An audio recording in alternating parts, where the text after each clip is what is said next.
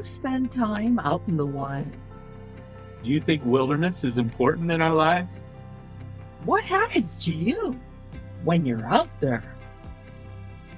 I'm David Denny, I'm Tessa Balecki. and this is Fire and Light. Conversations about life, love, and soul.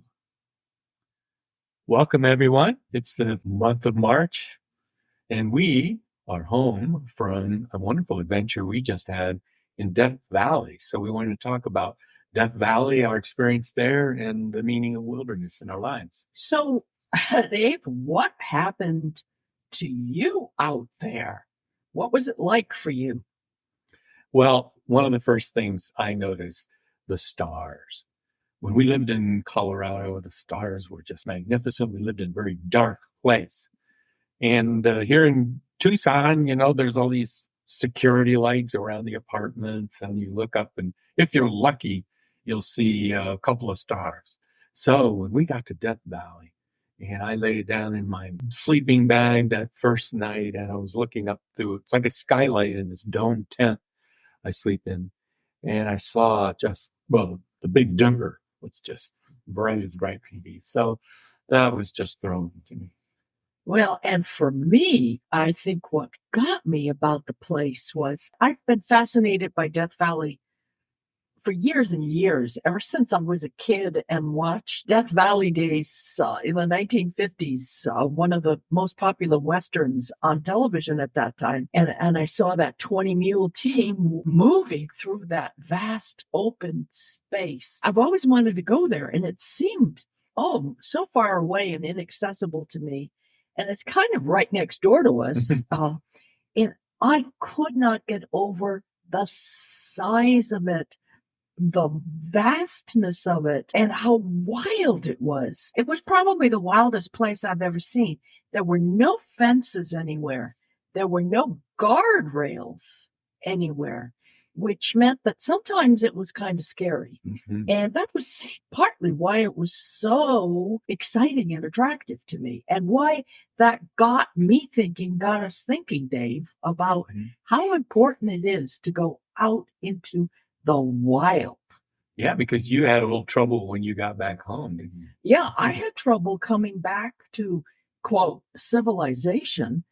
And Dave, I liked how you described what happened to me. You said I was disoriented by awe. Yeah, you were. And I think that's what happened to me. So when I was out there, it isn't that this is the first time it's happened to me, but it was in many ways the most dramatic. Time stopped, my mind stopped, I stopped thinking, and I tend to have an overactive imagination. I had absolutely no desire to write, and a lot of the time I'm always wanting to write about what's happening to me. None of that happened there. There was only the present moment. I was only there then, or I would say here now, just full of wonder and full of awe. But then when you got back, you really started writing about it. And to me, it was like a love poem to Death Valley. Yeah, I think you're right. It was like pure being. Mhm. There wasn't any reflection going on. And then when I came back home, then I could reflect on the experience. Yes, I wrote a post about it. I'm calling it a love poem to Death Valley, disoriented by awe. And I describe, the glory of hiking in those slot canyons. One was called Golden Canyon, and it was gold. And one was called Mosaic Canyon, and it was full of mysterious kind of mosaic rock, and then a rock that had really turned over eons into marble. And the other thing that I wrote about it, it fascinated me there, was red. I have this thing about red rock, and we call that place where we just were Death Valley.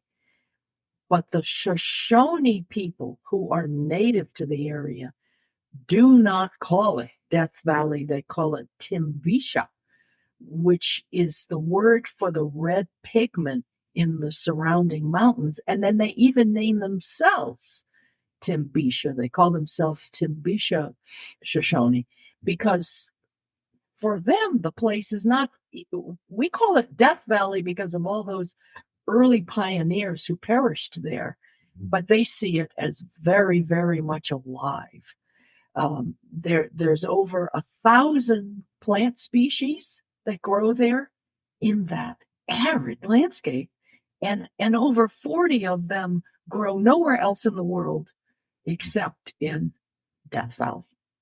I know I read somewhere in Tony Hillerman, he talked about how we white people look out at a landscape like Death Valley, we see what we call desolation. So we call it a desert.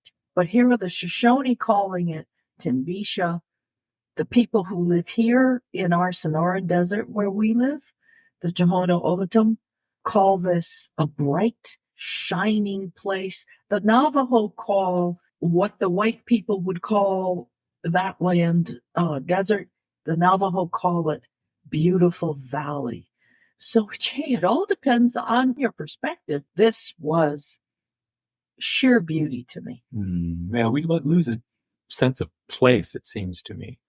The place a lot of us white people live in is corporate atmosphere, it's consumerism, it's also mass media. It's also arbitrary. Mm-hmm. You know, it could be anywhere. It could be anywhere. Mm-hmm. Every place looks like every other place. Well, Death Valley doesn't look like any other place. Talk about, so we saw these gorgeous slot canyons, red mountains, multicolored sand hills, salt flats, sand dunes. But what about the crater? Yes, when we first got there, we talked to a young ranger. And we said, well, we've never been here. What would you recommend? He says, go to the crater. So we drive quite a distance up north to this place. And of course, the thing about the Southwest is you can't see something until you're like right on top of it. I don't know if you've ever been to the Grand Canyon, but you have no idea it's there. You're just driving over this flat area and then all of a sudden, boom, this thing plunges. And that's how it was for me with this crater. We did come up a rise, a conical rise, and then you get out of the car and I just gasped. Yeah, the depth of this. It's over 500 feet deep and it's huge. And it was a fairly recent volcano. It blew it about 2,000 years ago. So around the time of Christ, this thing blew. And again, the thing about place that fascinates me is that the Timbisha Shoshone, whom you mentioned, understand that they came out of that volcano, that this was the birthplace of their family. And to think that you're living a few miles from the birthplace of your tribe or your community, of your people. I mean, that's just amazing to me. What does that do to you? How does that feel? Yeah, it feels quite different than we who move around so much that we're not living in the place where we were born and we don't have that bond with it. What do the Shoshone call the place? They have a name. They call it the Wasa, which means the Coyote's burden basket. So that's where he carries all his stuff, and that's where the people emerge from. Yeah. So, Dave, you also put a post on sandandsky.org about going to Death Valley.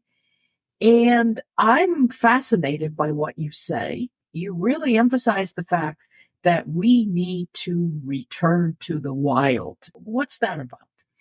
Well, part of what happened to me was that I thought I need to go back and look at Gary Snyder's writings. He was a poet like back in the Beat days, guys like Kerouac and Allen Ginsberg. But what made Snyder unique to me is that, first of all, he grew up in the Seattle area. He was around logging industry a lot. And he thought a lot about what lumbering industry had done to the Northwest and how sad that was. And so he got very much interested in Native communities in the Northwest and how they lived, how they responded to the land, how they understood the place they lived in. He also was interesting because he studied Zen in Japan and is a poet. So all of that comes into his writing and his thinking.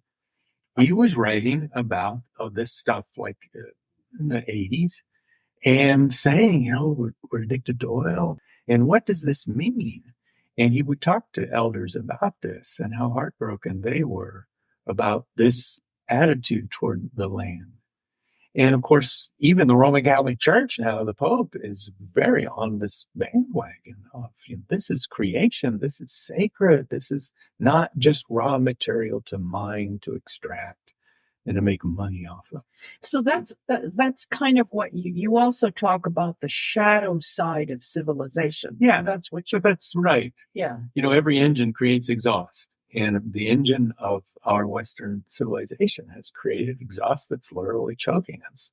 And he was very keyed into that and the loss of a certain way of being in relation to the land. So for him, it's more civilized to be deeply in touch with and in communion with the wild, because these communities of plants and animals, and at one time people, were sustainable. They were a subsistence culture, is what he called it, not a growth culture. Our paradigm is it's got to get bigger, it's got to get faster, and it has nothing to do what might be appropriate to a place. So people like Gary Snyder, then his what do you call them, offspring, intellectually would be like our friend Gary Nakhan, who talk about bioregional living and learning the plants and the animals of the place you live in and understand the language it's speaking and try to live in communion with that rather than just moving in as an abstract corporation to extract something. And that emphasis on growth, I mean, we are feeling that personally very keenly where we live. Just in the last 2 years, 2 huge apartment buildings and a huge Amazon warehouse has gone up, which is totally changing the neighborhood, because the town of Marana, as far as I'm concerned, has sold out, and they're obsessed with growth instead of the beautiful subsistence, enough is enough spirit that was here when I moved here in 2017. Personally, very painful. Yeah, I'm sure many of our listeners have had similar experiences of that kind of expansion. And somebody like Snyder would say, well, that's natural because we're human beings. We do that kind of stuff, but it's not wild. And that's the problem, is that we've divorced ourselves from that more primitive, more indigenous way of thinking and being in the world. He actually says, and again, he trained as a Zen Buddhist, so he talks in terms of enlightenment, and he says that the bonding of the wild in us to the wild process of the universe, that's enlightenment. Yeah, which is a really unique way to look about and to talk about enlightenment. Especially when I think often we think of religion as taming people, controlling people, shutting people down, dogmatically forcing people not to think or imagine too much. He's saying, well, maybe it's not quite that. Yeah, it should be. It should be liberating about freedom, about releasing the wild in us. Yeah, which also implies that we are in relationship with others in a way that really counteracts our individualism. And I think anybody who knows anything about enlightenment or a sense of salvation understands it as awakening to a profound relationship with everything.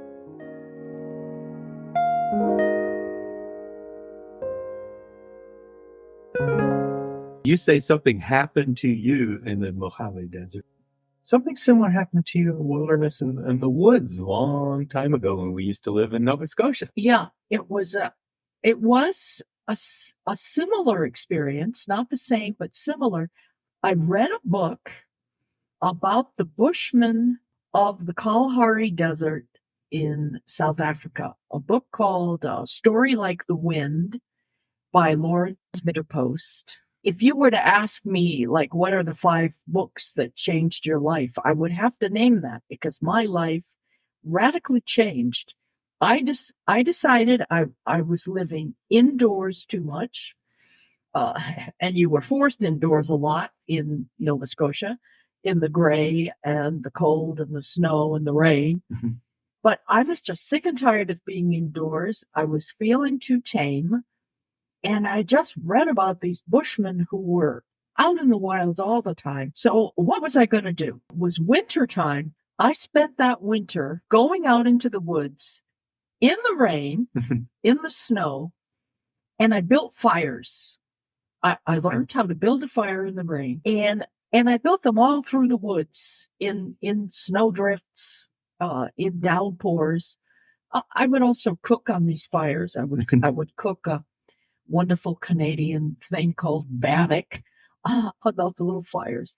And then the wonderful thing also was in the spring when the snow melted and I would walk through the woods again, I would see the remains of all those fires. I would just see the little piles of charcoal wood, which was just also just a loving, wonderful thing. And I remember William McNamara, our root teacher, he had written something in one of his books about the need for wildness. And he said, we need wild things. We need more wilderness places to ready us for the unmitigated wildness of God. Now that was the first time I'd ever heard anything like that. Wildness of God. And all of this was connected to it was my relationship to wild things, my relationship to the land, all affected my relationship to the wild God.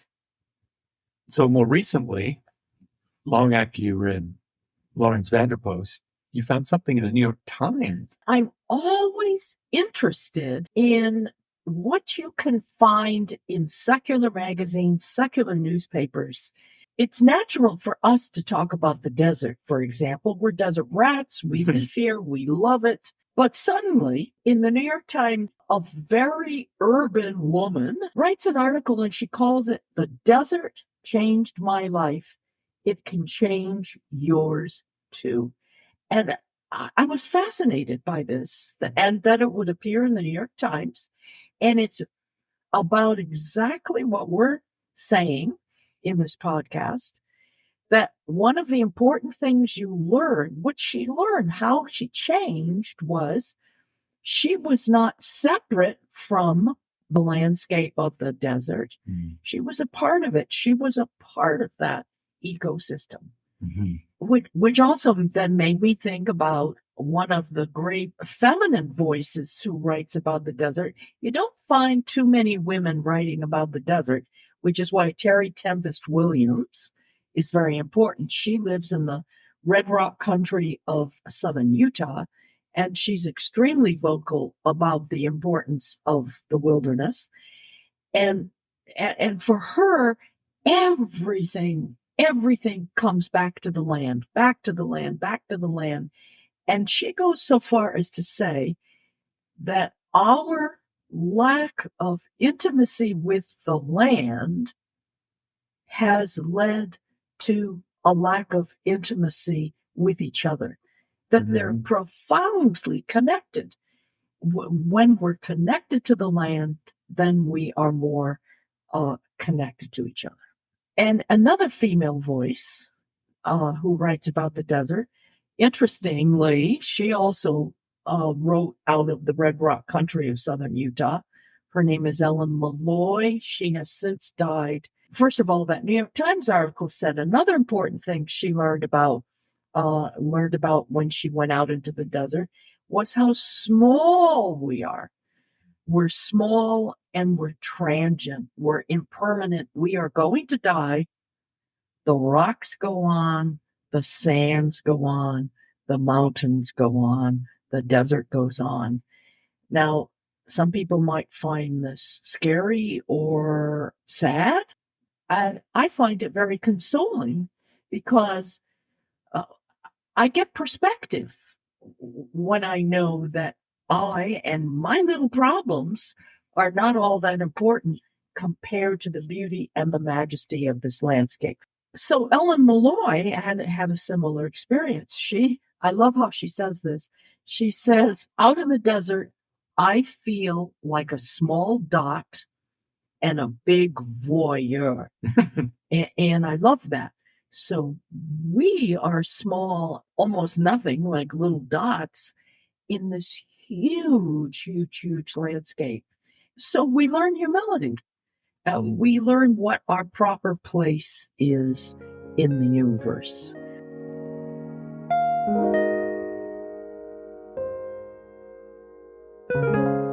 And so this brings us, Dave, to our practice for the month. Those of you who are new to Fire and Light, every podcast, we like to suggest a practice to you.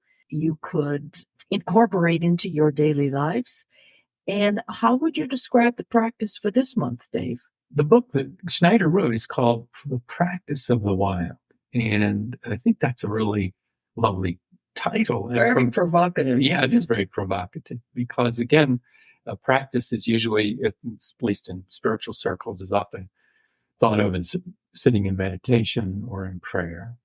Or it might be a moral action like taking care of the poor or offering alms as Christians do this time of year during Lent. Snyder's talking about establishing a deeper relationship with these natural communities around us. So I would suggest things like tending a garden, for example. This places us in touch with the wild. It doesn't have to be in a place as dramatic as Death Valley, although if you get an opportunity during this season, or depending on where you live, as it warms, it'll be easier to get out. If that's one option, is to look for some place that is vast and wild. And but it could even be just your neighborhood park. Exactly. It could be just a park. It could be a little garden plot that you get your hands dirty and you're growing something. It could be spending more time listening and looking for the flora and the fauna around your area. This is a time of year, lots of migration is going on. We notice here in Tucson in our little park, we're getting to see those beautiful vermilion flycatchers, these bright red little birds coming through, the red-winged blackbirds. Yes, yes. And so all of it, becoming more aware of those rhythms are ways of practicing the wild. Maybe even learning some new skill that, like how to put up a tent, for example. And it places you in a whole different relationship with the world around you. So those are some practices I think that are within reach for most people. Yeah, that's great. To the community that's already there and the place in which you find yourself. And the night sky. Oh, if you have access to the night sky, enjoy. Yes, learn the constellations. Yeah. I know our first podcast was about living a natural life, and we talked a lot about this. In many ways, it's our basic message over and over and over again, is to touch the earth, live close to the earth. As Shakespeare said, one touch of nature makes the whole world kin. Makes us realize that we are in relationship, that we are united, we are one family. And that brings us, Dave, to our meditation for this podcast, and help us be ready for this meditation. Well, find a comfortable position. Usually it's sitting up with a straight back, or it could be reclining, and give yourself a chance to take a few deep breaths.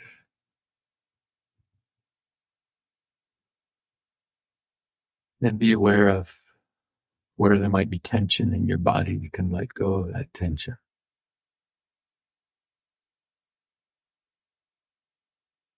And where there might be tension in the mind, let go of any anxious thoughts you may have.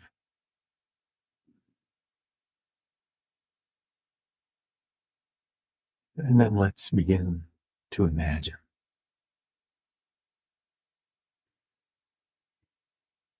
Imagine yourself in a place where you can see a long distance.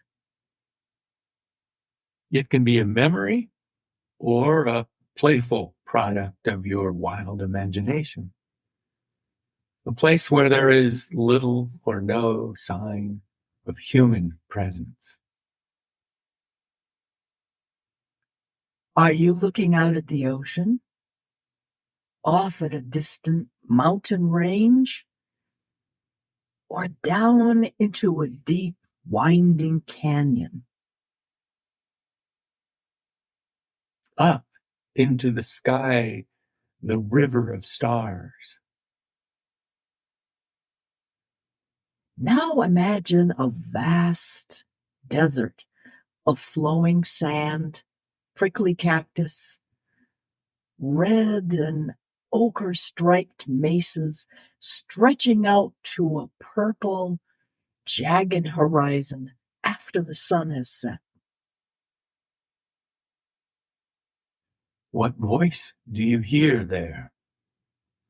Owls hooting, coyotes yapping laughter, a breeze stirring through sparse dry grasses, the skitter of nocturnal creatures. And how do you feel you fit in this wild silence? Are you a stranger here? How does it feel to be alive? Made of the stardust here. In this stillness, do you sense absence? Absence of your life's ordinary sounds and sights? Or does a presence meet you and surround you here? Is it a threatening presence? Or is it more like a caress? Maybe both. Do you even have words for it? Does it speak to your heart without words? Or are you simply waiting, watching, empty, full, listening? Listening. Listening. Amen. Amen.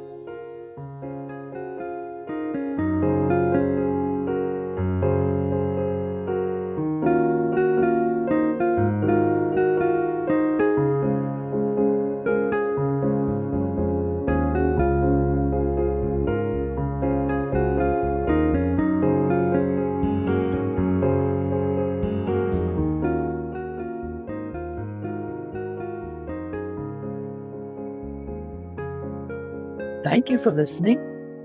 Share this podcast with your friends. And explore our themes more deeply on our websites, TessaBalecki.com. And sandandsky.org. And if you like what you see, push that donation button. You've been listening to Fire and Light. Conversations about life, love, and soul.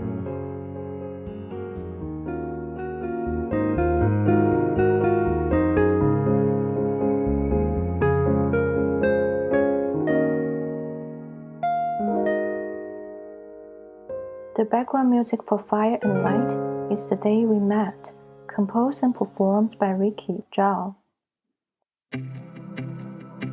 Fire and Light's theme music is Dreamcatcher, composed and performed by Chris Martin and Jeff Harvey at Purple Planet Music.